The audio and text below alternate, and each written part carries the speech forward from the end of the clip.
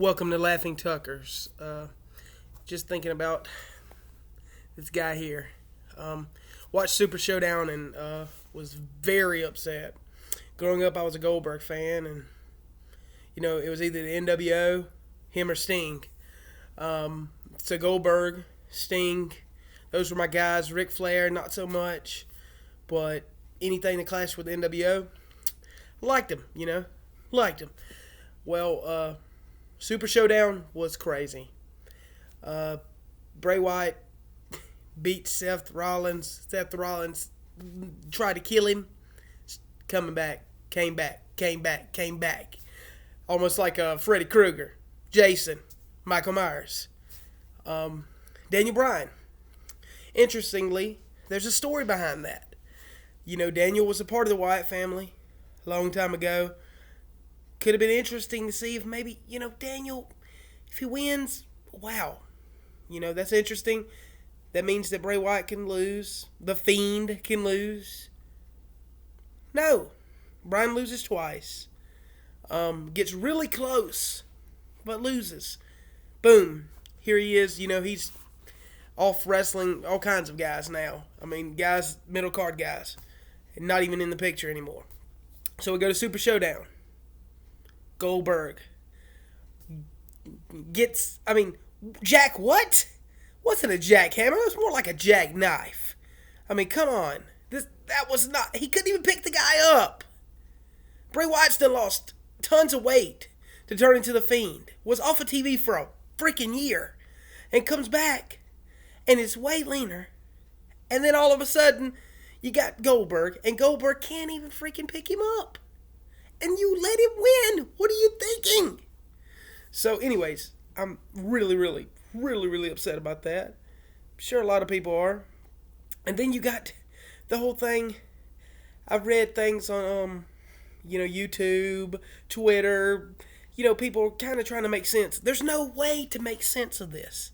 There's no way to make sense of this. You built this guy up like the Empire State Building and you freaking let him fall down. And now he gets to, they get it. Goldberg's going against Roman Reigns. We know Roman Reigns is going to win because, good God Almighty, we've been trying to build him up forever because he's trying to live up to The Rock, his cousin, whatever relationship they have, live up to his standards. Not going to happen. So then we have Goldberg. A prototypical Brock Lesnar, not really. Brock's going to come. Brock's going to give you, appearances. Goldberg's going to give you one or two. This is basically a stunt to try to get people to watch it. Watch WrestleMania. Goldberg's going to lose, just like he did against Brock. You remember he beat Brock. It took like 10 seconds, you would think. And then Brock beats him. And then he disappears. And then he comes back and beats the Fiend, of all people. The only scenarios I can come up with is Bray Wyatt losing power. And does Eric Rowan have something in the cage? That'd be interesting. That would tie in the story. Story would be great. It would make sense. It would make me happy. Make a lot of people happy. It'd be crazy. You'd have to wait. But it would make sense as to why Rowan is running around with a cage, acting like a crazed lunatic since November. And also, you got to think, you're going against John Cena. Everybody's talked about how when Wyatt faces somebody, they turn into their former self. Is that a way of, is Wyatt going to beat John Cena and turn him into his former self, which in turn is going to make him come back to the roster and wreak havoc on the roster and possibly be a champion, like Bill Goldberg? And, what's not to say that they don't put an Undertaker in the Elimination Chamber and make a triple threat match, with Goldberg, Roman Reigns, and Undertaker. Even though they're building Undertaker's going to go, against AJ Styles. That's going to be a great match. But let's be honest. The fans are tired of seeing these superstars like AJ Styles.